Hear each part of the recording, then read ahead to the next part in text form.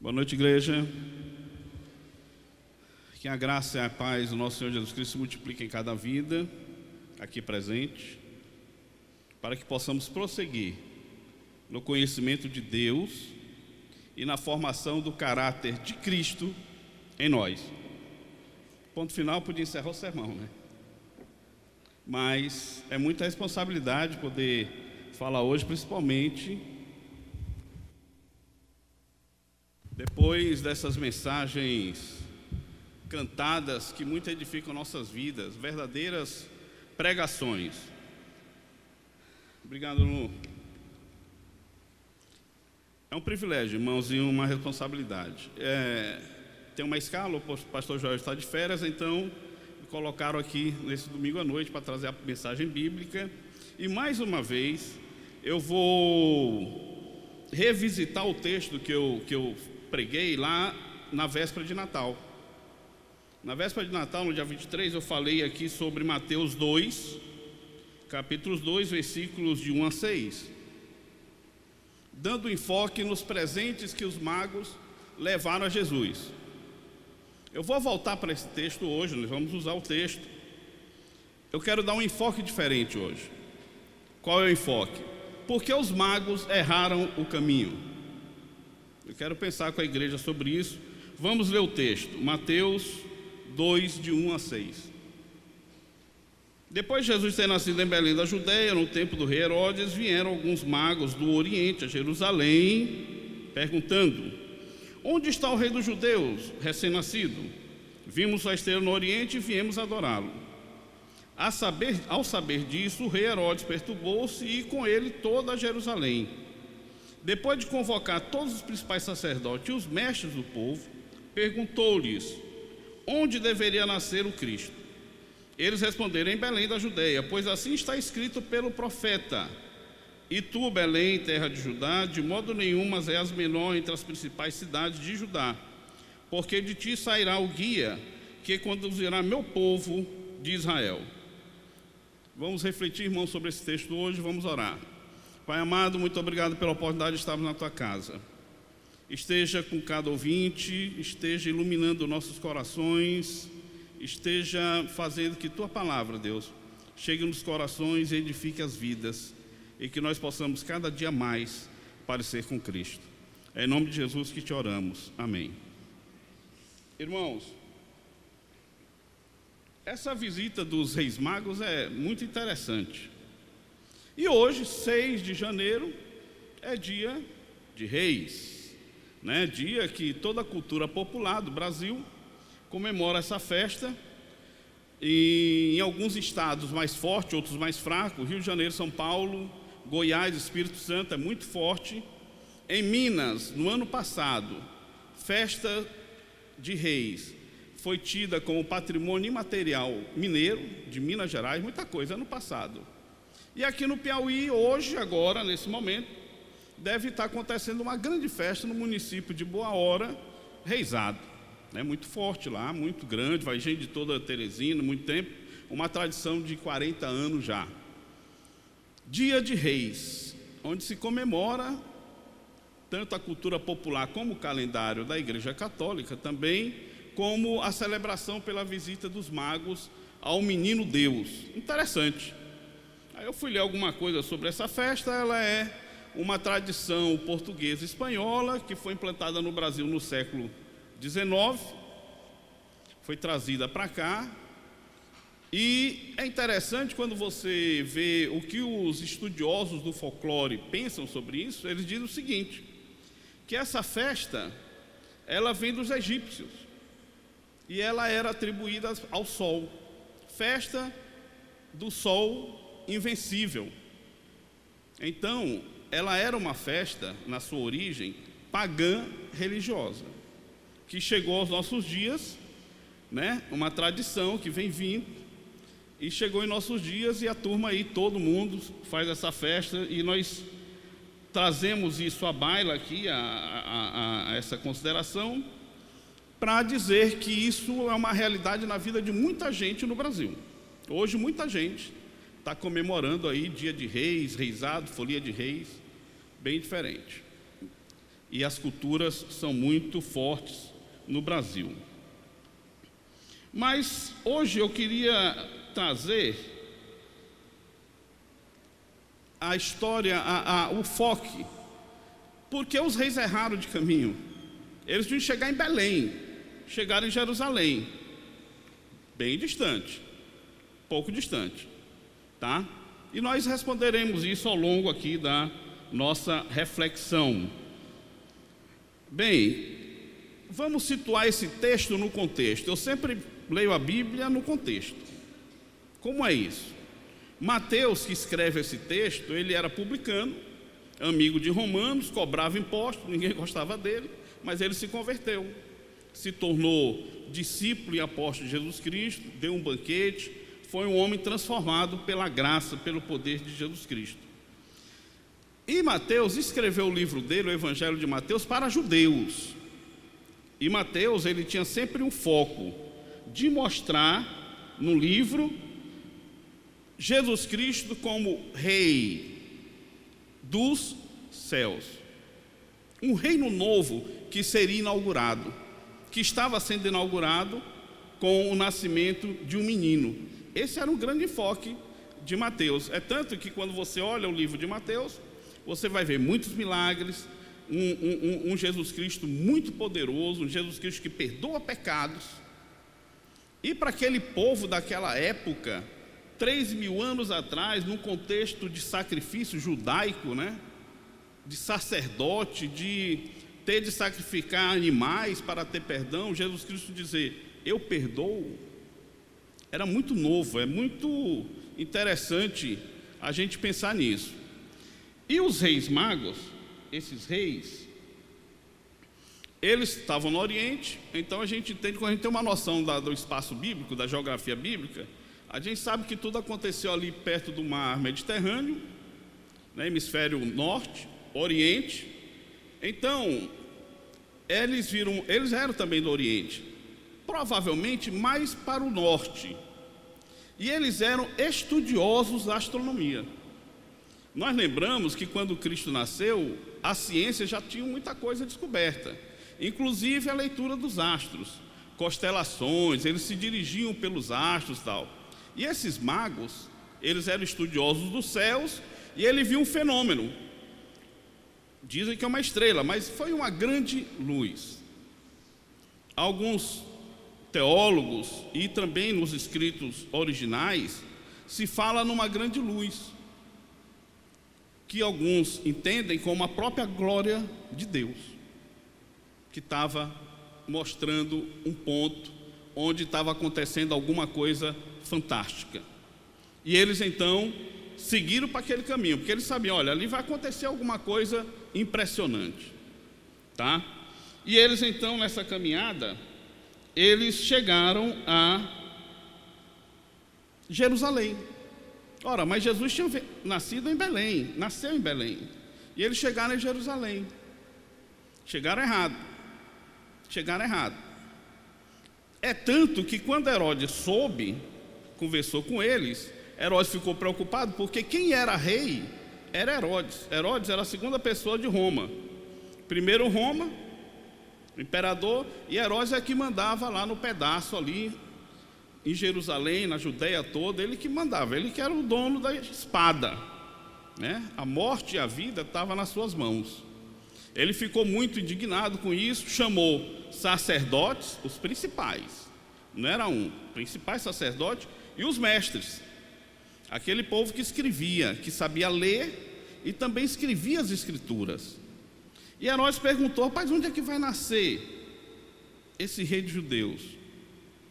O que aconteceu, irmãos? Dá uma olhada na Bíblia, lá no versículo 6.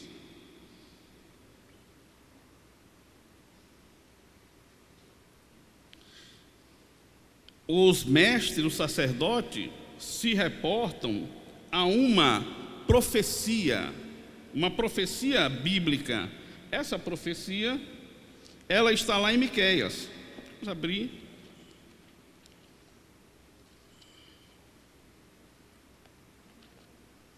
Miqueias capítulo 2.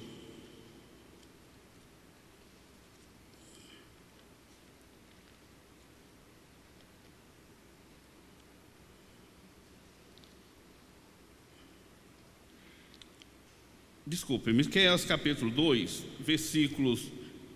ou capítulo 5, versículo de 2 a 4, tem também uma profecia importantíssima aqui sobre o lugar, onde Miqueias diz: mas tu, Belém Efrata, embora sejas pequena entre os milhares de Judá, sairá de ti para mim aquele que reinará sobre Israel, cujas origens são desde os tempos antigos, desde os dias da eternidade. Uma profecia bem antiga, 400, 500 anos a mais. Os magos não sabiam, por isso que eles erraram o caminho. Eles não conheciam essa profecia, tá? E é que ela é bem clara. Ela fala: tu, Belém Efrata, embora seja a menor de Judá. E foi exatamente lá onde Jesus, o Cristo, o Filho do Deus vivo, nasceu. Foi o lugar escolhido por Deus para que ele nascesse ali. Então, meus irmãos, a primeira coisa que a gente conclui, que esse texto revela, é que os reis magos estavam na cidade errada, porque desconheciam as profecias, as escrituras. A propósito disso, eu vou revelar o título da minha mensagem, que é Bíblia, Escritura que revela Deus. Eu quero destacar e enfocar muito a questão das Escrituras hoje.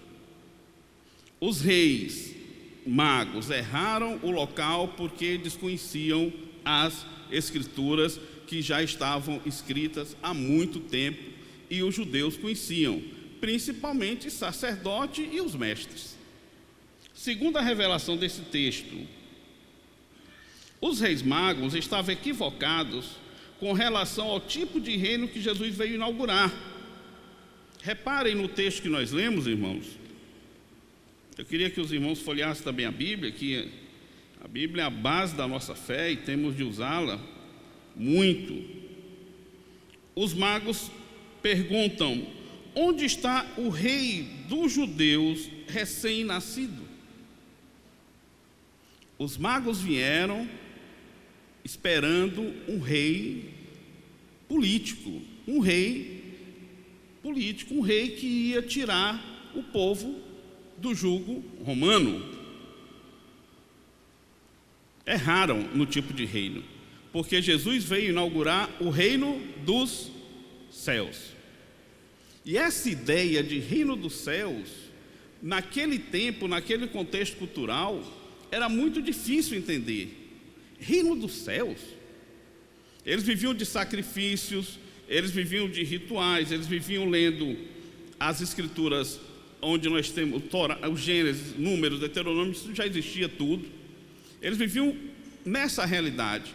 E de repente vem alguém inaugurar um reino que não é terreno, é o reino dos céus. Os reis magos também não tinham noção dessa realidade. Eles erraram também no tipo de reino. Por que eles erraram? Os reis magos erraram porque eles eram conhecedores apenas das ciências e não das escrituras. Foi obrigado a chamarem sacerdotes e escribas para poder revelar essa questão. Meus irmãos, nesse ponto eu quero destacar um problema sério que está acontecendo nesses nossos tempos modernos aqui, nessa pós-modernidade. Muita gente sabe de tudo, ciências. Hoje é muito fácil fazer mestrado, doutorado, que diga a nossa professora aqui, mestre, física. E hoje você consegue fazer isso mais do que na década de 80, de 90, ou seja, hoje tem muita gente estudando tudo, muita gente culta, muita gente inteligente na internet, televisão, programa, teatro, livro, muita cultura, muita ciência e pouca escritura, pouca Bíblia. Por isso, caminhos errados. Os sacerdotes, os reis magos erraram no lugar e com relação a reino, tipo de reino, porque desconheciam completamente as Escrituras, as profecias. Quarta coisa, irmãos, que eu destaco para vocês, é que os reis magos desconheciam as Escrituras, as profecias que estavam nas Escrituras, tá? Eles podiam até saber alguma coisa, mas de profecia mesmo, eles não conheciam, porque senão tinham chegado em Belém, não é isso? Se eles conheciam, não conheciam então as profecias. Eles erraram então o caminho, porque desconheciam a profecias. Qual é a aplicação dessa reflexão breve hoje para nossas vidas, para o nosso cotidiano?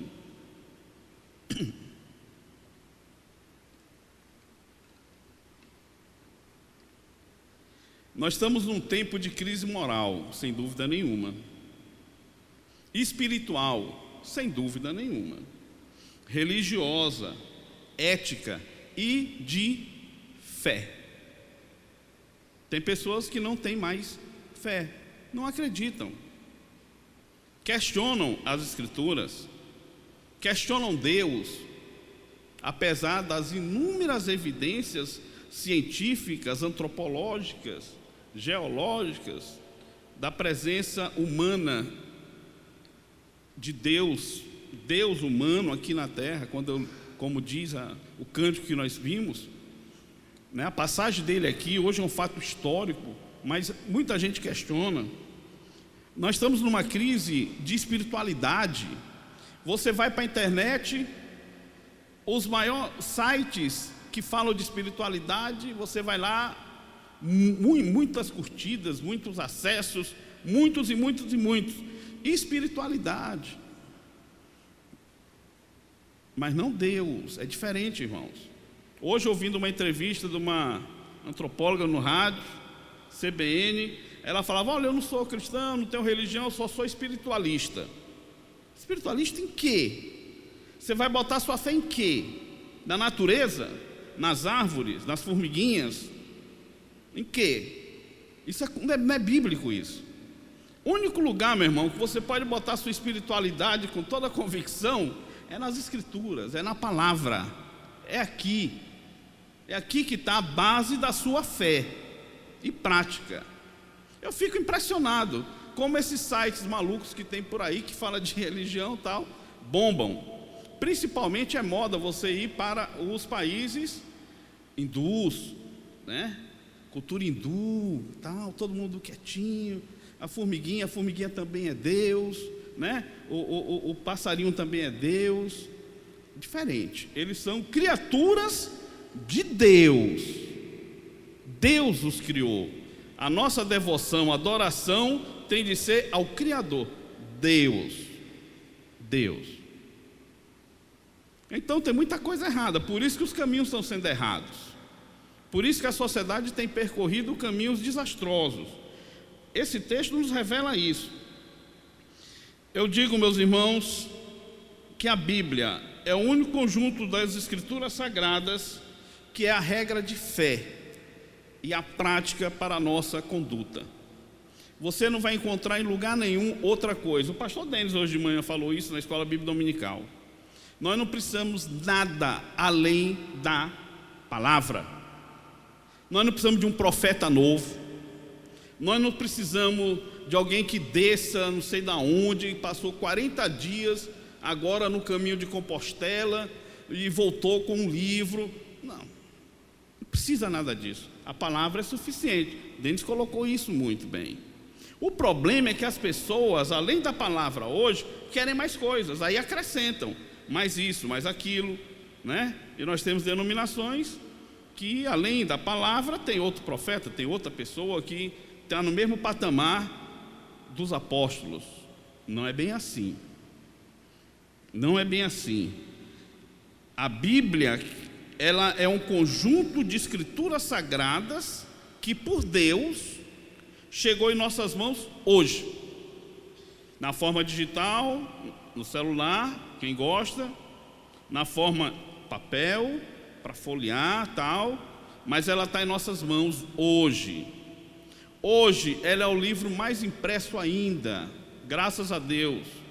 Hoje a Bíblia está chegando em países fechados, de uma ideologia comunista, que é complicada a Bíblia chegar, mas ela está chegando. De alguma forma ela está chegando. Meio digital, áudio. Alguns irmãozinhos estão na fronteira, soltando balões de nitrogênio, com porções da palavra dentro, e os balãozinhos vão lá para o território e, eles vão chegar um momento que eles vão se deteriorar e vão cair. Então a palavra está sendo semeada, está entrando pelo céu. Maravilha, mas a palavra tem de proferir, a palavra tem de prosseguir, porque as pessoas têm de conhecer Deus revelado na palavra. Na palavra. Nesse ponto, meus irmãos, eu queria que os irmãos abrissem suas Bíblias em 2 Timóteo,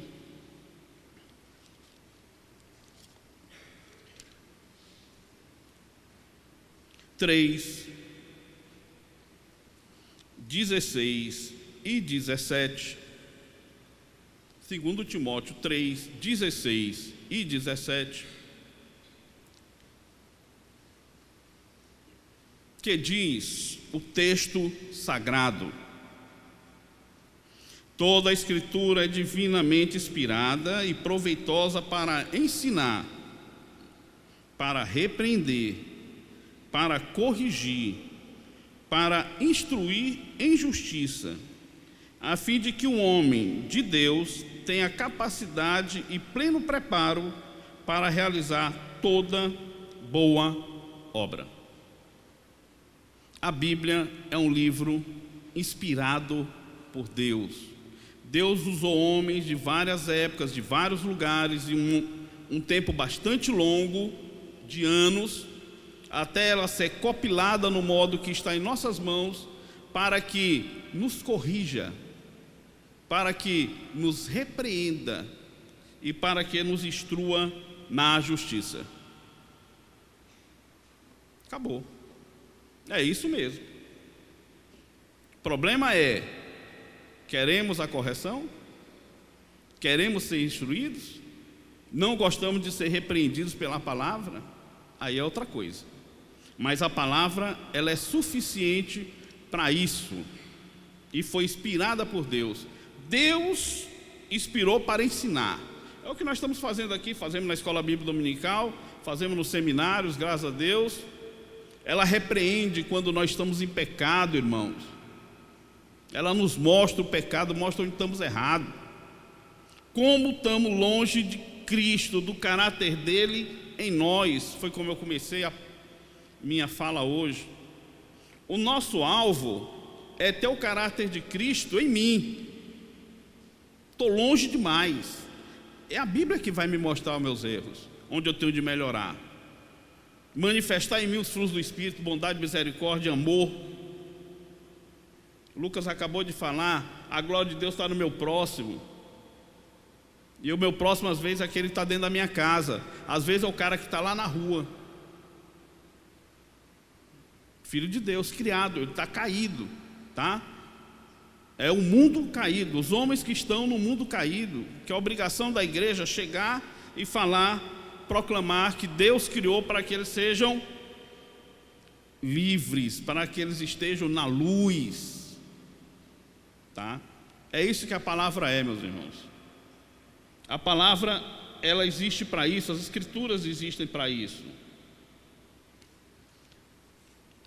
Eu queria destacar também duas coisas. Quando fala em instruir em justiça, a gente às vezes pensa que é nessa justiça, Constituição, normas, né? Não é isso não. Quando fala em instruir na justiça, a Bíblia está se referindo na justiça de Deus. A justiça, para que você compreenda como Deus foi misericordioso comigo quando fez justiça, levando Cristo na cruz por mim. Ele quer que a gente compreenda isso. Ele quer que a gente tenha plena convicção, clareza absoluta do que significou a morte de Jesus na cruz, o que significa que eu estou crucificado com Ele na cruz e sou uma nova criatura. É isso que a Bíblia quer que a gente aprenda, quando ela fala instruir em justiça.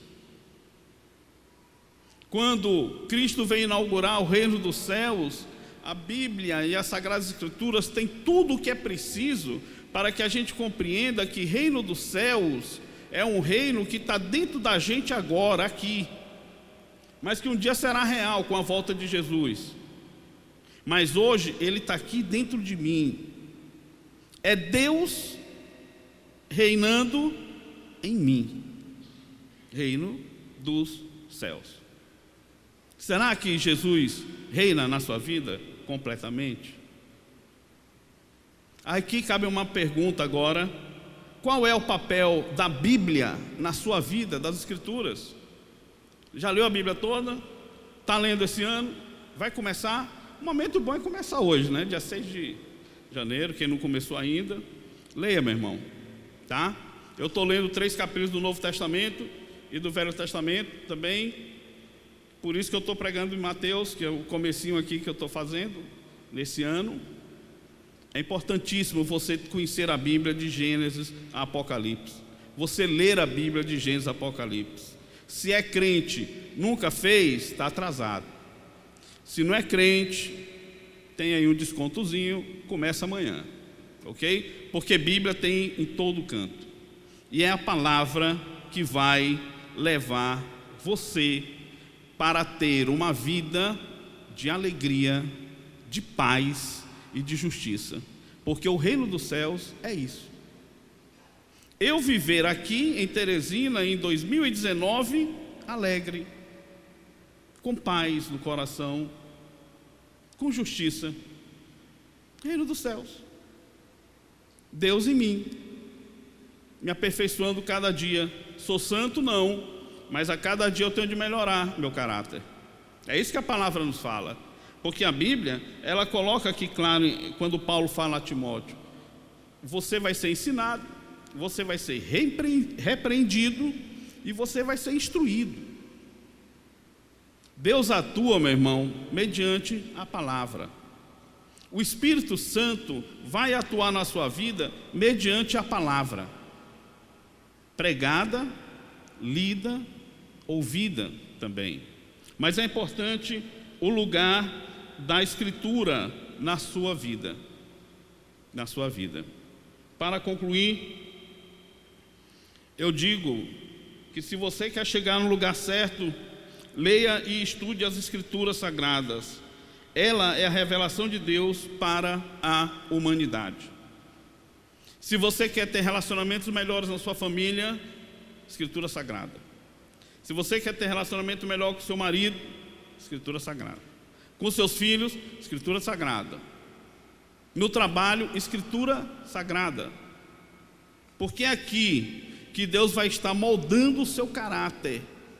E o seu caráter é o objetivo de Deus para você moldar, para que você possa ser um membro do reino dos céus, como prometido na palavra.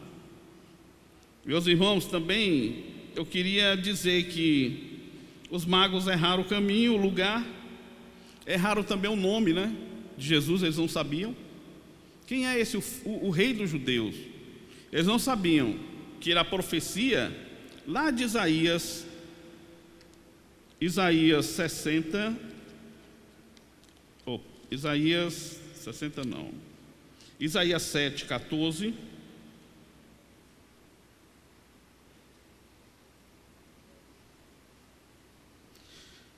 Pois o Senhor mesmo vos dará um sinal: a virgem ficará grávida e dará à luz um filho, e ele se chamará Emanuel.